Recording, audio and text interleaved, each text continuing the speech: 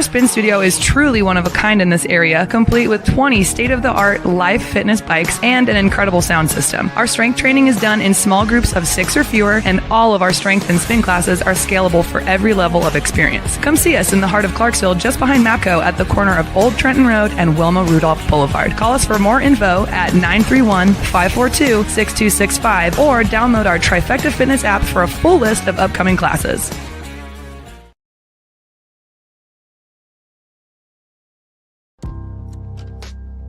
In October 2019, Arlington, Texas was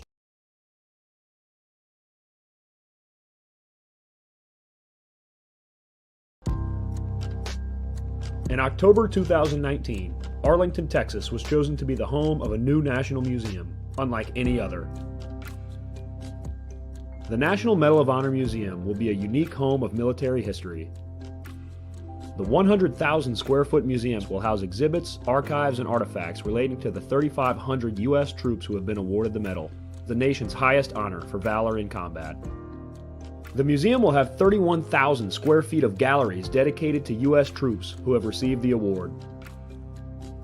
The museum CEO, former Navy SEAL and NASA astronaut Chris Cassidy, said the museum will focus on education as much as preservation. The building will have 5 areas dedicated to Medal of Honor winners from the Army, Marine Corps, Navy, Air Force, and Coast Guard. The main gallery will be located in a central plaza under a 25,000 square foot slab of steel, which will appear to be suspended in midair. It will be supported by 5 pillars. Black Rifle Coffee is a corporate sponsor of the museum, as are the Dallas Cowboys. The museum's board also includes over a dozen major corporations and 6 Medal of Honor recipients, including David Bellavia, Patrick Brady, and Britt Slabinski. Army Staff Sergeant Bellavia was awarded the medal for clearing an entire house by himself on November 10, 2004, as a squad leader in support of Operation Phantom Fury in Fallujah, Iraq. He killed 4 enemy fighters and wounded a 5th in close quarters battle. Army Major General Brady flew and coordinated the evacuation of 51 seriously wounded men during a firefight in Vietnam in January 1968. Slabinski, a Navy SEAL chief and team leader, led a rescue team of SEALs during Operation Anaconda in Afghanistan in March 2002. Slabinski and his team flew to a mountaintop ambush site to rescue Petty Officer First Class Neil Roberts, who had fallen from the back of a helicopter. Slabinski led the team through almost constant combat against an entrenched Taliban force. Along with the board members, former presidents Jimmy Carter, Bill Clinton, George W. Bush, and Barack Obama serve as honorary directors. The museum is expected to open to the public in late 2024.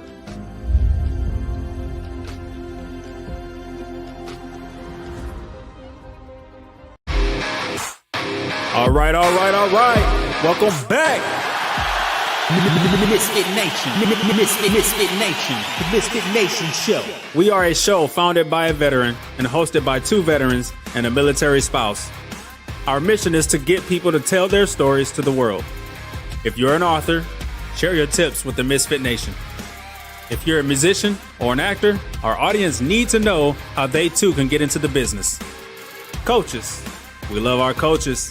Come on and share your tips with the MisFitNation to help them become better versions of themselves.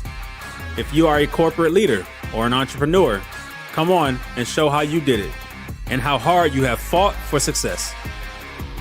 If you are a veteran, first responder, or Gold Star family, we would love to have you come on and share your story with the MisFitNation. We always have time for you. If you're feeling down, alone, or starting to see the darkness, Stop. Think about those who are around you. You are not alone. You will be missed. If you feel like your problems will be a burden to those in your inner circle or feel embarrassed, dial 988. If you are a veteran, take option 1. We need you to keep pushing forward. Don't make a permanent solution to a temporary problem. If you are a new listener, welcome to the MisFitNation show. Be sure to subscribe to our show on your favorite podcast app. Also on our YouTube channel at @the_MisFitNation. Subscribe and click the bell to keep you up to date on our latest episodes and all of our news. You can also find us on Heroes Media Group and About Face Radio. Now, let's get to the show!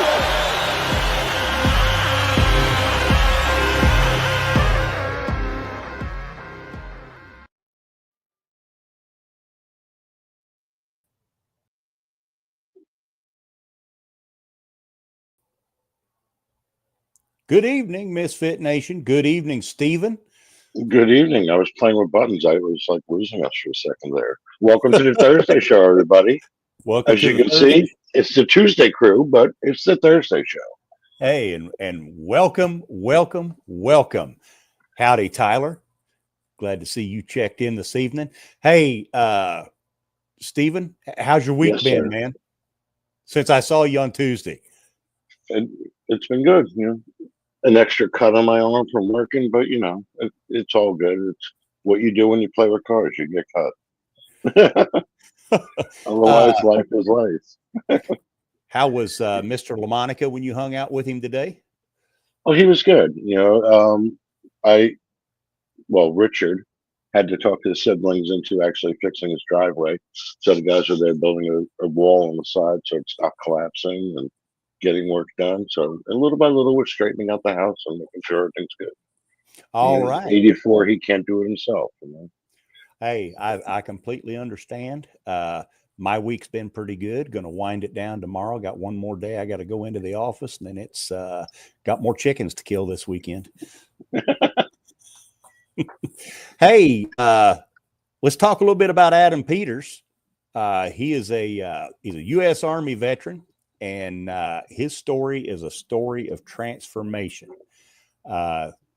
Post-military service, he had some deep struggles, gained a bunch of weight, hopelessness, and he had a life-changing ceremony, and it just kind of got him started on a new mission. And now he's the founder of the Strategic Veteran, and he's dedicated to helping veterans strive through entrepreneurship, holistic healing, and building meaningful connections. And we are going to just go ahead and pop him in here, and we're going to get this thing started.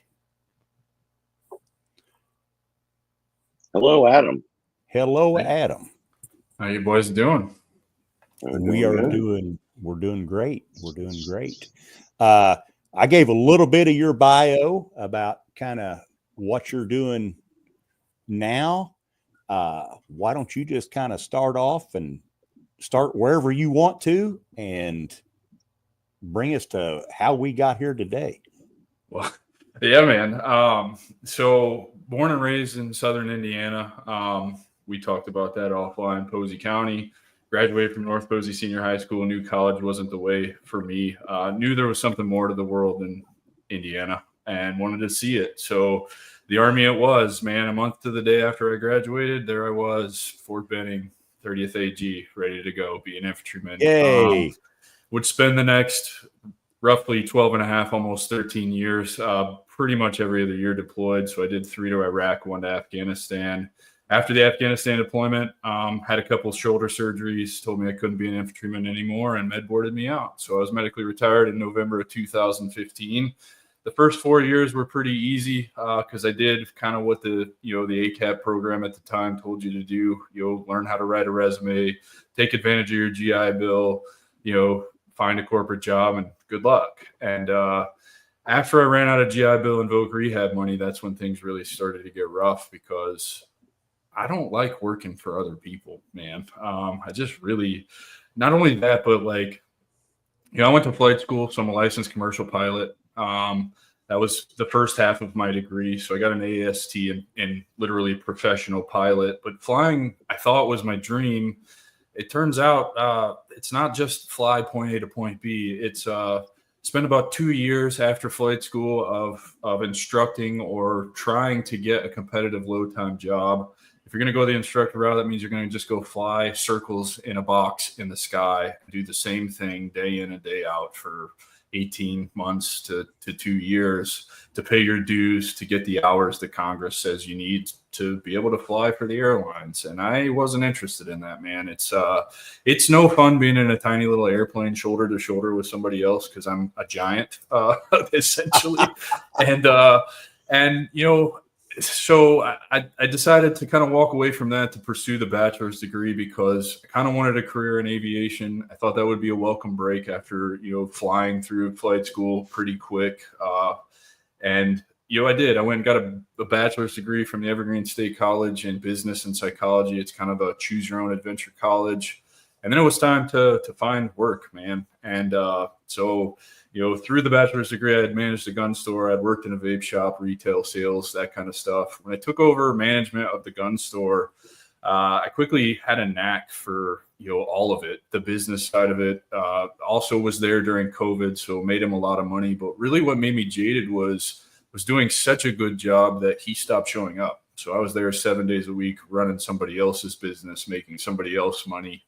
So Voc Rehab, at the end of it, they'll give you extra money if you can show that you're trying to find a job or whatever. So, the only stipulation to that is you can't turn down interviews. If they find out you turn down interviews, they cut the money off. So I got a couple of interviews, and I chose to get into the insurance industry. Hindsight's 2020. That's a shitty industry to be in, man.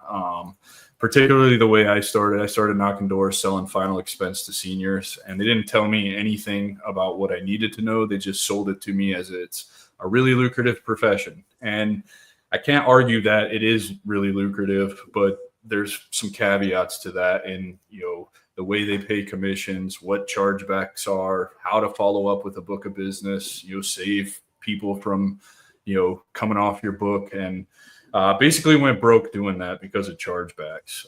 Essentially, in that industry, you get 9 months advance on commissions, but if they cancel the policy in the first month, you owe 8 months of that commission back. And so it's essentially like, I would equate it to, if you really want to run it the right way, for 9 months, you're not spending any money at all, period. Like, it's fake money. It doesn't exist. It's not yours until that policy stays in effect. And here's what I learned, selling final expense insurance to the poorest 1/3 of Americans is never going to stay on the books ever. It's just not. They can't afford to live. And I'm talking about kind of where you guys live, rural Tennessee, rural Georgia, rural North Florida, like really, really hard up folks who have no financial literacy whatsoever. I'll never forget rolling up to this one lead's house. There's an Aston Martin in the driveway, but there's a tree growing out of their roof. Like how is that good business? So I left that and went and did some more stuff in the insurance industry, and just really generally hated it.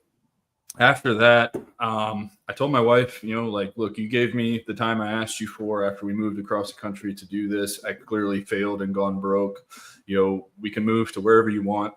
Came back to Florida, got back in flight school to finish up to become an instructor, so I could just, do that in a profession. And it's not a bad profession. It pays really well. And part of what really kind of sent me further down the dark rabbit hole was I was a week away from taking the instructor check ride. And there's a form you have to fill out that tracks all of your hours that you submit to the FAA before a check ride called an 8710. Well, my logbook had gotten stolen by a tweaker out of my house when I lived in Washington before we left. And that's the only place you can really get those numbers unless the FAA happens to publish your old 8710 from your last check ride on the website. Well, they did not do that for me. So long story short, I had to write them a letter, send them a $2 check, and wait 6 months for them to send me the numbers that I needed. And that was kind of it for me, man. I really kind of just checked out, spent a lot of time wondering what I'm doing here, what my purpose is, why I'm still alive, like just all the thoughts, right? And I was working a job, probably the best job I've ever had, actually, in the sod farms down here. Just show up, get an assignment, go mow sod from 7:30 in the morning till 5:30 in the afternoon for $1,000 a week. No responsibility, nobody looking over your shoulder. Just do the job, listen to podcasts and books, whatever you want to listen to, and just show up and do the thing. And sit on a lawnmower and run a racetrack. Yeah, man. And I'm like a weirdo. I enjoy mowing grass. Like, it's just one of my things. So, it was kind of the perfect job for me. Just easy, mind numbing, gave me a chance to really, I don't know, just be introduced to different things. I listened to a lot of podcasts. I listened to, I think that year, that in that 6-month period, I listened to like over 80 books, varying from, military thriller fiction to, business, self-help, anything, you name it, I was consuming it. The biggest problem I had was like, what book am I going to listen to today? Because you could finish a book in a day. I got the numbers back from the FAA, and I was set to finish the week-long training on that following Monday. But that weekend, I had gone to my dad's to change out the bars on my Harley. And as we were finishing up putting the front fairing back on the Harley, I tore my left bicep tendon. Well, when you're training to become an instructor, you sit in the right seat and you work the throttle with your left arm. Well, I couldn't do anything with my left arm, so that really just ended everything for me. I really fell into pretty much the worst of it, and just kind of continued after surgery to just be lazy, checked out, no motivation to do anything. And I came across, while I was in the Sod Farm, the Sean Ryan show, and I heard him talk about his psychedelic journey, particularly when he does the episode where he talks about that with his wife. And I noticed all the changes, and I knew I had to start pursuing that, because for me, I'd looked around at all my buddies who had gotten out, that I had gone to war with. They're pilled out of their mind from the VA, and they're still trying to kill themselves. So like, that's definitely not a route I want to go. They're just zombies drooling on themselves with the same thoughts and feelings that I'm having. So that's really not going to help. And I really thought that Ibogaine and 5-MeO-DMT would cure me. And come to find out, I would get even more frustrated looking for different programs like what Sean Ryan leveraged to go do his thing. I found out real quick that they really only cater to special operations forces, and they don't cater to the conventional forces like I was. Yeah. And so, that sends me even further down that hole and just makes me even more hopeless. And by the grace of God or the universe or whatever, you guys believe in, or everybody listening, Heroic Hearts actually reached out. I apparently filled out an application and they accepted me, and I had a date to go to Peru in a journey that would change the entire course of my life and who I am as a person, and just make my life infinitely better, man. So can you talk about that? I mean, what did you, I mean, I don't want to talk about, your inner, what went on, but, you want the Cliff Notes version. I got you. Yeah. Give me the Cliff Notes version. Yes. So July 2nd through the 7th of 2023 was my retreat. I left the day before. All expenses paid, right? So get on a plane here in Orlando, fly to Lima, Peru, from Lima, Peru, change planes and get to Tarapoto, Peru. Get picked up actually they give you instructions on how to get from the airport in Tarapoto, which is the tiniest airport I've ever seen, on the little rickshaws to the hotel that you're going to stay at and get checked in. From there, you wait a day or two, and then they come pick you up to take you to the retreat, and you cross the bridge to this really sacred space in the high jungle. And it's one of the most amazing places I've ever been. But the Cliff Notes is, I promised myself two things when I went there: that I would participate in everything and that I would keep an open mind, because my state of mind at the time was probably like everybody else when you talk to them about plant medicine today. They think you're a hippie. They think you're woo-woo. They think it's crazy. It's very out there. And I was having the same thoughts and feelings. So by participating in everything, there's either 4 or 6, I can't remember, weeks of integration that you do with a one-on-one coach, and then group coaching, I think, was twice a week before the retreat via Zoom. And then you do that post also for 4 or 6 weeks. And it's really great, man. You talk about a lot of different things, really kind of unrelated to plant medicine, but all these different healing modalities like breath work, gratitude practices, abundance mindset, mindfulness, meditation, yoga. You learn how to implement all of these into your life. And before the experience, I was pretty apprehensive to adopt any of those things. I was like everybody else. I think this is fucking stupid, or like, this can't work. Like, how can just being grateful for things change your mindset?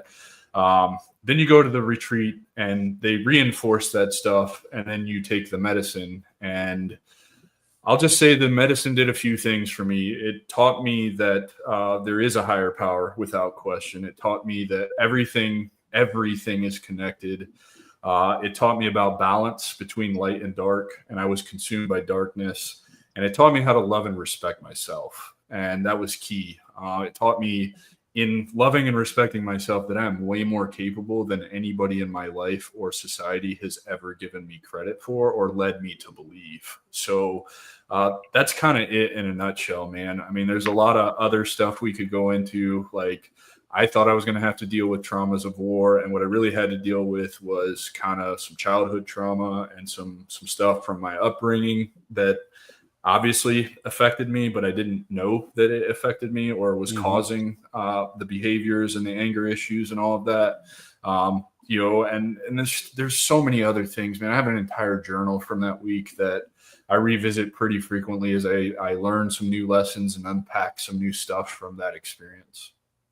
That sounds like quite a journey. And, since you've had that journey, now you've started helping other veterans and sharing and just trying to help out other people get out of that darkness. And that's one of the main focuses of our show here is to help people shed that darkness. Poof, he's gone. Yeah. Connection. Well, hopefully he gets popped back in here pretty soon. He had a real interesting story. So everybody out there right now, remember to like and share and subscribe. And if you're listening on the recorded show, please like and subscribe, and welcome to the show. There we go. Welcome back. Sorry, I have no idea what happened. The spinny little circles, and I was like, I've got internet connection. What happened here? Were you a magician in a former life? No, I was not. Maybe there's a good possibility it could have been. I don't know. He was deep in conversation. He went, poof, I'm gone. I know. What was your last question, Jake? I said I want you to talk about the strategic veteran. Yeah. So through my ayahuasca experience, like kind of the lesson I learned was I was consumed by darkness, and in that darkness, it manifested as anger. And kind of the lesson I learned was like, we all have a purpose here. And I think my purpose is to help others and share the knowledge that I've learned. So, after I came back from that experience, a lot of changes happened in my life. I started really getting more physically active, paying more attention to the things that I was eating, instituting the gratitude practices and the meditation and the mindfulness and the yoga and the breath work and the grounding and all of that stuff. And I quickly started to realize, like, there's a lot of us that are struggling with all of these things in the veteran community, and we could all benefit from these things. And they're free. You don't need to take a trip to Peru and sit with medicine to get these tools. So I was challenged on November 5th of last year by one of my best friends in the world to get on LinkedIn and post every single day and engage with 5 people who have content that interests you. So I had no idea what it was going to be about, what I was starting. I was just literally basically throwing shit at a wall and seeing what would stick. I think I started talking about personal branding and then moved to SEO. And then quickly through all of that, I would attract attention from people who would DM me, say, hey, let's book a meeting. I think you're a cool guy. I want to talk to you. And that would inform some more things that I could do. And so, quickly kind of like, maybe I should be a leader in the veteran transition space, because transition is a big, big thing that we are lacking in resources, and just overall the transition is not good for us. And so, through more meetings and meeting with more people who are smarter than me or further along than I am, or whatever that looks like to you, I was challenged by a mentor to reach out to a creator in my area locally here that is further along than you that you think you would benefit from. So I did that, and I reached out to him, asked him if he would meet me in person, so we could network. And he said yes. And so I went over to Orlando to Disney Springs on a Sunday afternoon, and I met with this guy. The first thing he said to me was like, I love what you're doing. I love that you're trying to figure out what to do in the veteran space and be, I hate this term, but like a thought leader or just a leader. He's like, but I see some issues. You're not the guy that's going to get his message across from behind a keyboard. Have you thought about starting a podcast? So I just listened, man. I took as many mental notes as I could because we were walking around Disney Springs. I didn't really have a chance to write down notes. I came home and I got to work, man. I was like, I'm just going to launch a podcast. I'm going to commit to 52 weeks of doing that, 1 episode a week. Let me get some guests. I started thinking about like what would have helped me. And I know what would have helped me is I was always fascinated by entrepreneurship, by internet money. Back in late 2020, early 2021 with the pandemic, everybody was talking about you can make $10,000 a month in the next 30 days. I'm a victim of all of those, YouTube gurus. I tried all that stuff from blogging to drop shipping to Amazon FBA to faceless videos on different platforms. And I quickly started, investing in myself. I thought buying their courses, and what I discovered was they're just getting you in a funnel and they're upselling you the next secret, but they never give you the secret. Well, so I started thinking like, okay, the path back to purpose, what are veterans missing when they get out? Well, they lose their identity and they lose their sense of purpose. And I was like, that's it. Like the podcast is about the path back to purpose being through entrepreneurship, because I honestly believe that all of the skills we learn in the military are high leverage skills that translate well into the business world, the corporate world as well. But I just don't want to be a wage slave. I want to work for myself and control my time. I can tell you where that comes from. That comes from working jobs where I have to use PTO to go on a VA appointment that I have no control over when it gets scheduled. And I just, I've been threatened to be fired at different jobs for having too many VA appointments. And I'm like, this is ridiculous. So I just kind of wanted to make my own way, and I didn't know what that looked like. And I know you can make money from a podcast. So I was like, let's just do this. Let's structure our finances in a way.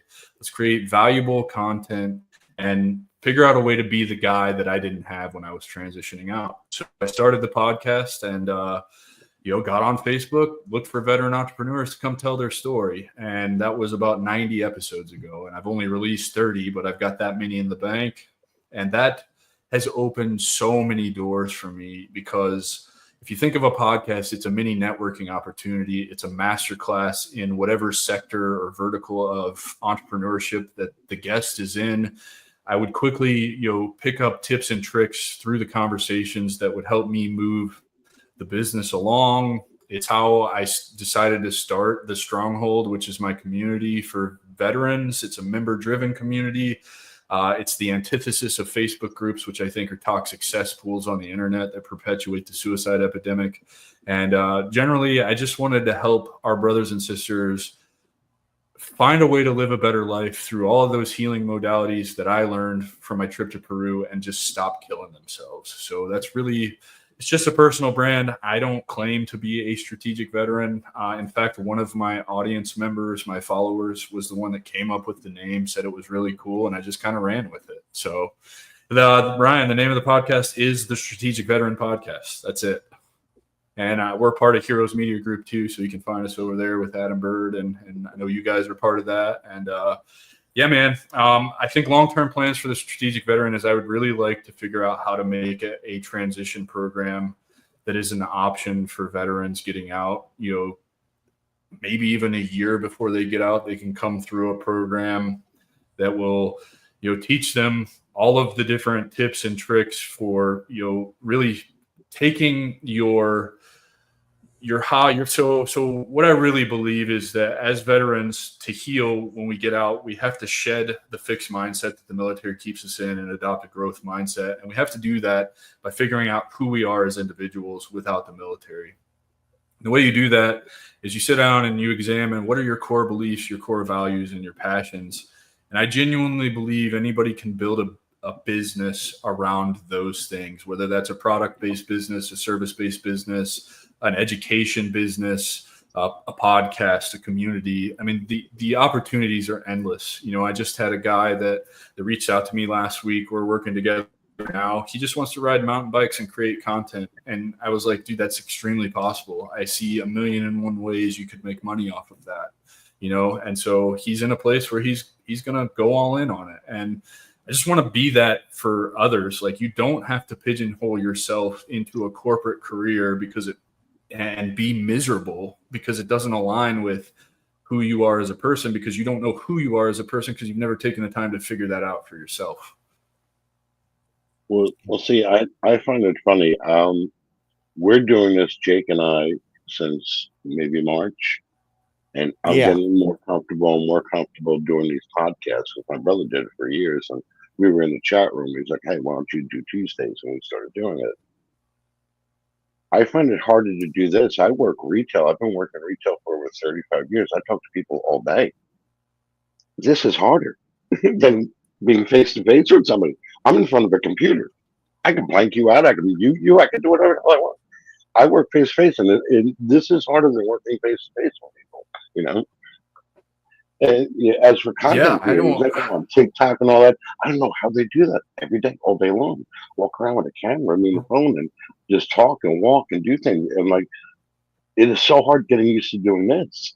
You know? Yeah, it's just reps, Steven. It's just reps, man. Yeah. I actually saw a really good video about that yesterday. A kid asked this giant content creator, like, I'm afraid to make videos. And he was like, just pull out your phone and start recording. It doesn't mean you have to post it. It's reps. That's how you get better at things. You know, so over like 90 of these things, I was just like you. I was like, I'm not the person to be doing this, nervous. I told you about, you know, hitting the weed pen a little bit, just not crazy before the first few episodes, just to calm the nerves and quickly realize like we can't go that route. And now it's like, I enjoy doing these things. I have so much fun doing these, whether it's my show or coming on you guys' show or any other show. It's just fun to have conversations with people, you know, conversations with strangers largely. That's how I operate my podcast. I send an invite. We don't even do a meeting before sometimes. And it's just really cool to build those connections. And man, I've made a ton of great connections and built a ton of cool relationships doing this. And, you know, it's really cool when you start, you know, seeing the fruits of your labor. I got a website submission on one of my forums on my website today of a guy who saw another podcast I was on, and he saw the YouTube short last night, and he's going through it right now. He's having a really rough time, and he sent me a whole message saying, I'm trying to figure out what the fuck to say to you all day. I'm so stuck. Like, everything that you say, I wish that I could figure out how to implement it in my life. And it's just like a simple response, like, here's my phone number, dude, call me. Let's work through this, because I largely think what he needs is just somebody to talk to who's been where he's been, you know? And I think the whole idea behind the strategic veteran is, you know, we're all afraid that we're the only ones going through whatever we're going through at the time. And I think everybody's transition journey may look a little different, but by and large, we all feel the same feelings and experience, you know, the same kind of hangups. And we're not alone in that. And we're afraid to ask for help because, you know, the military is not really friendly to people who ask for help, right? Like, my whole career, I'd watch guys' careers get ended for going to mental health. Like, you just bottle that shit up and you don't talk about it because you'll lose your career. And I'm here to tell you it's the exact opposite. I think the strongest thing you can do as a human being is admit that you need help and then seek out the help. Yeah, I would like to caveat that. I was in country. I had some personal issues while I was deployed once, got home to a total shit show, and talked to my sergeant major and said, get me on the first thing smoking back. And I was back in the States less than about a month and a half. And I went back, and about midway through that tour, I started burning out, and I went down to, one day I walked into mental health and I told the NCOIC there, I said, hey, I need to talk to somebody. And they immediately thought that I was, going to put a gun to my head. I wasn't at that point yet, but I was in that place where, I tell people I wasn't suicidal. I was homicidal.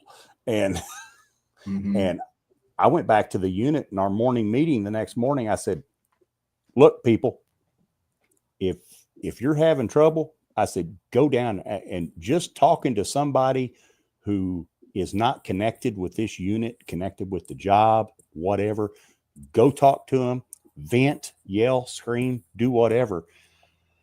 You'll feel better when you walk out of there. And I did. And rest of the tour went real good. I was. Yeah, and to add to that, I think that's why I do the podcast, because I really believe that we can heal through conversation. It could be conversation about nothing relevant whatsoever. You don't have to talk about what you're going through, but I think just the back and forth, right? Just the talking to somebody else and the connection that you create is very healing.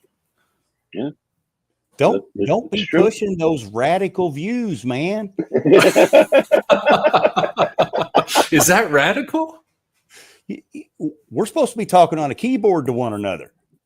Nah, bro. I grew up in the late 80s and early 90s. There ain't no such thing as keyboards to talk to anybody. I remember writing research papers on a damn typewriter. Oh, I remember writing them by hand. So yes, you did that too. Yeah, of course. No, Jake was chiseling on a rock, but we won't go for that far back. Ooh, that's a low blow. That's a low blow. Dude, you're only 1 year younger than I am. So hey, we've all seen the difference in technology in a year, so it's not that unbelievable to think that you're probably chiseling away on some stone. Oh, See? hey, He's got my back. Probably not. But no, Yeah.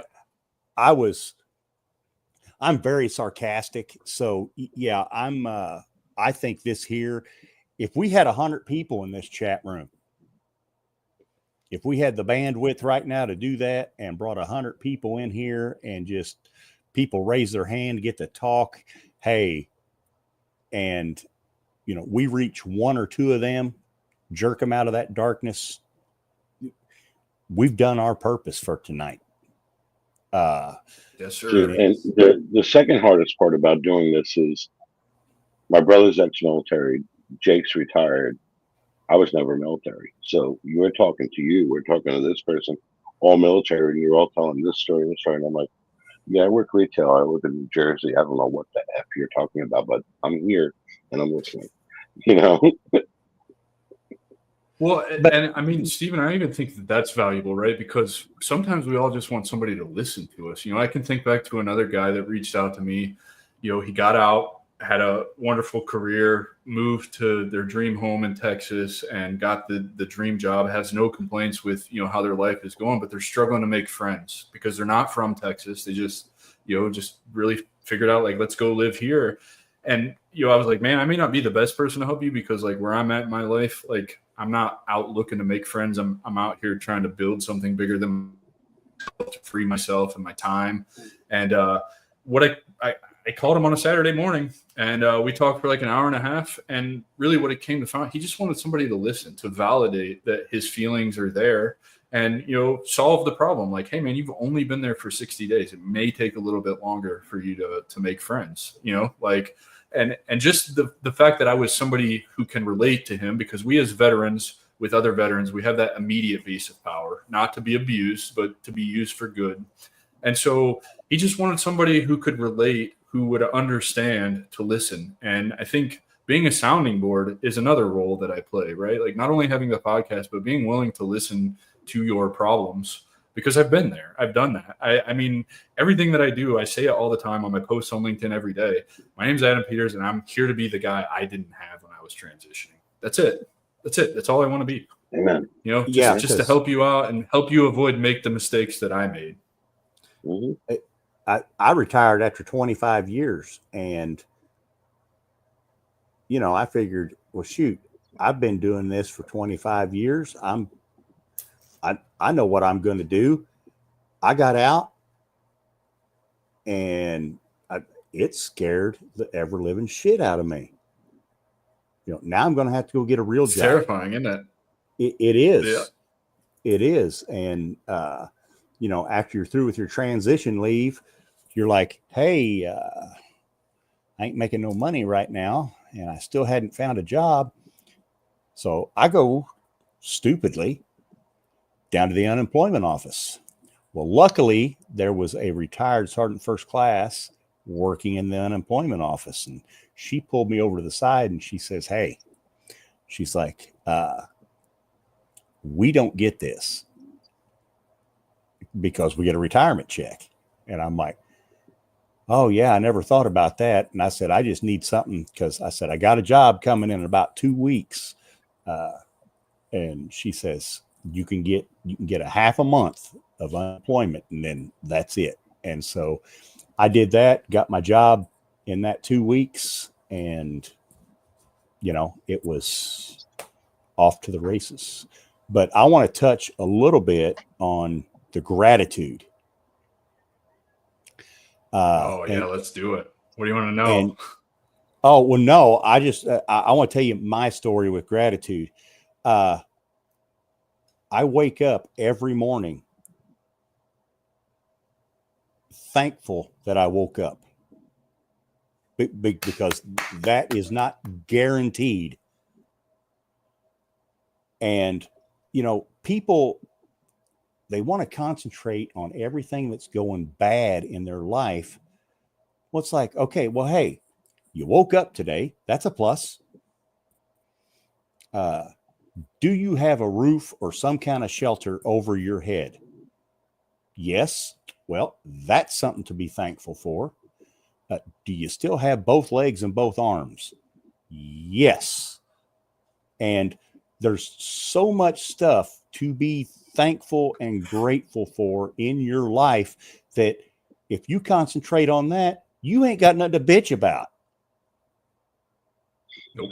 Very true. It's so true. I love that you say that, because for me, I wake up every day. The first thing, it's 5 things before my feet ever hit the floor that I'm grateful for. And they don't have to be big things. And you say them out loud, right? I'm grateful for the dogs. I'm grateful for my wife sleeping next to me. I'm grateful that I woke up today. I'm grateful that I have food on my table. And I'm grateful that I get up and go do what I do every single day.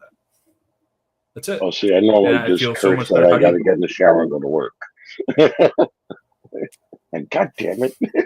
And another thing, and Rich is actually listening, so he will is show empathy for people. Oh, and kindness. Man, so important. Yes. Yes. I was extremely guilty of not having any empathy. I used to run around, having 4 deployments, right, and spending almost 5 total years in a combat zone over those 4 deployments. I used to walk around and like, you had a hard day? You have no idea what a hard day is. Zero empathy whatsoever. And it's the complete 180 now. I realized that everybody's trauma is their own, and they're all on their own journey. So you just have to meet them where they're at and try to understand. You may not feel the way that they feel, but you can at least try to relate to what they're going through, because you've had moments in your life where you felt exactly how they feel and why they're acting the way that they're acting. You've acted that way as well. So I really do think that, empathy goes so far, man. It really does. But there's also, you got to be careful, because you can over empathize and take that on and really do some damage to yourself. Yes, that can become that can become a weight up on you. But my dad always told me, he said, nice begets nice. And, just be nice, treat people like they're human. And I think I can sum this up for you in a little bit more powerful way. I believe that what you put comes back to you tenfold. So if I can put out love and empathy and kindness and knowledge, that will come back to me tenfold at some point. And really think that, that's really kind of what I've experienced in the last year is the more I do, the more I put out there, the more that comes back around to me. And so if you want to put all the evil, dark bullshit out there, that's exactly what you're going to get. Yeah. I actually read that in a book somewhere, that what you do will come back on you tenfold. And yes, it does. So if I want to get in contact with you, what's all the different ways I can contact you? Well, you can go to my website, thestrategicveteran.com. It'll tell you everything I have going on, links to the newsletter, the podcast. There's a form there. You can contact me.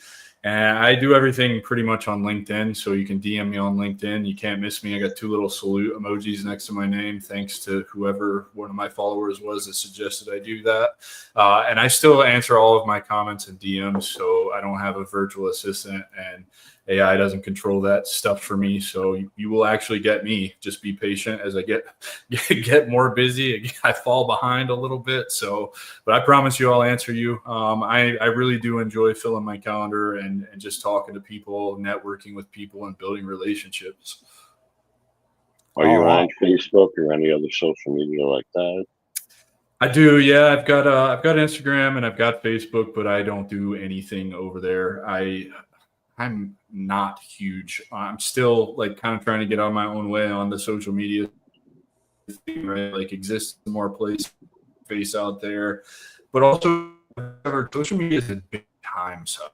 So not only are you creating content for one platform, then you got to change the format for another platform because it doesn't like the way that this other platform does it. And I don't know. I'll get there eventually. Maybe when I've got money to pay somebody to repurpose my content. But the best way is definitely, I think I check Instagram like maybe twice a week, and Facebook, I don't know, maybe once a week. I created my own community to compete with Facebook groups because I think they're toxic places.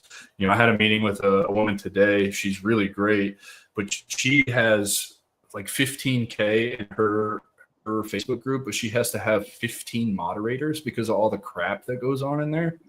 And I was like, I don't feel like dealing with that at all. Like that just doesn't sound fun to me. So yeah, you can find me. I think my Facebook is The Strategic Veteran. There is a business page. And then my Instagram is probably Pete0585. I think you can find me there. And then I have the YouTube as well. This is actually live on YouTube right now. So you can find it on the Strategic Veteran YouTube page as well. Yeah. Well, hey, if you don't mind a shameless pitch here, we invite all your YouTube followers to pop on over and check us out. Yeah. Hey, all 63 of you guys, get over here and follow the MisFitNation podcast. See that? What 3 things for you every day are non-negotiable? What is something that you have to do every day? Every day, some form of hard physical activity, fasting, and expressing gratitude, man. Those are the 3 non-negotiables for me, period, bar none, end of story. You mentioned it earlier. After the ayahuasca trip, I lost 100 pounds. And I did that largely through intermittent fasting and walking, believe it or not. So usually my day will start with a 4-mile walk with my dogs at a pretty quick pace.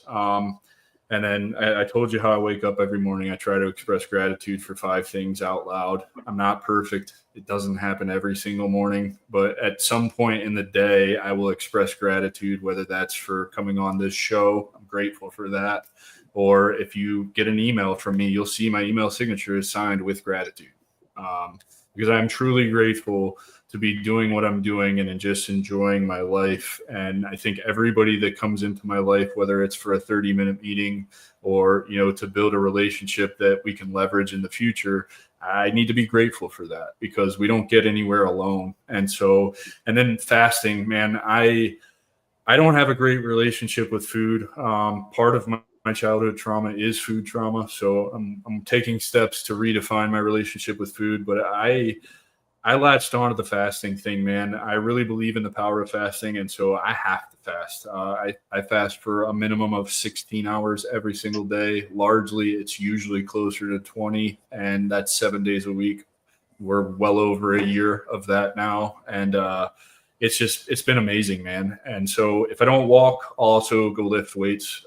Finally kind of over the hump of back surgery from January, so getting back into lifting weights and doing something hard every single day, man. All right. Well, great. that sounds like an awesome regimen that you do there. You're offering a great service. You're doing great things. I hope that, well, I got a nephew out there listening tonight who he's been out of the Army a little while, but I still consider him in that transition period.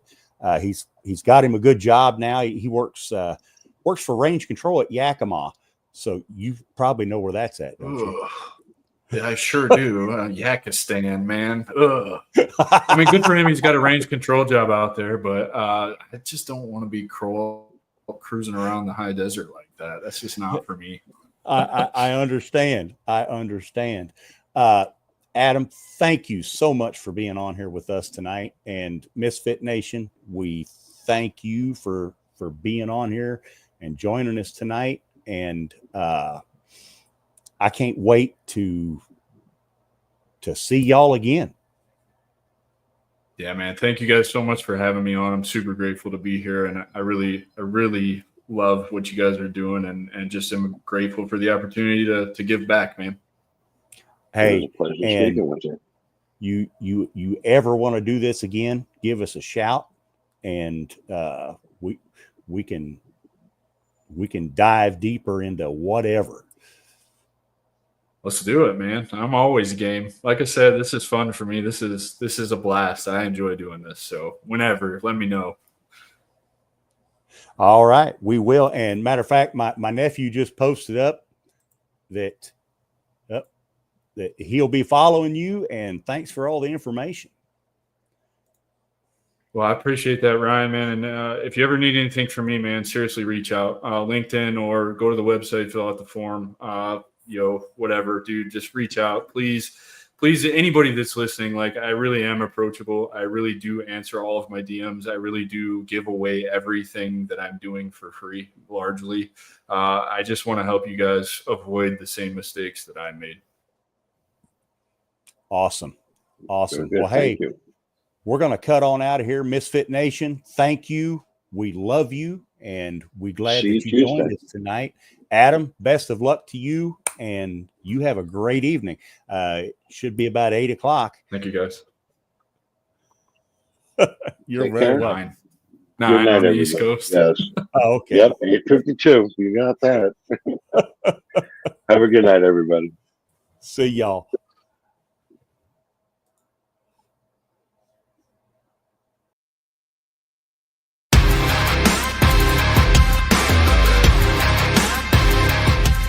Thanks for checking us out and being a part of the MisFit Nation show. Don't forget to visit our website at themisfitnation.com. That's themisfitnation.com. Check out all our past episodes and get some of the great MisFit Nation gear for you and your family. As always, be humble, stay hungry, and keep hustling, because we are MisFit Nation. MisFit Nation.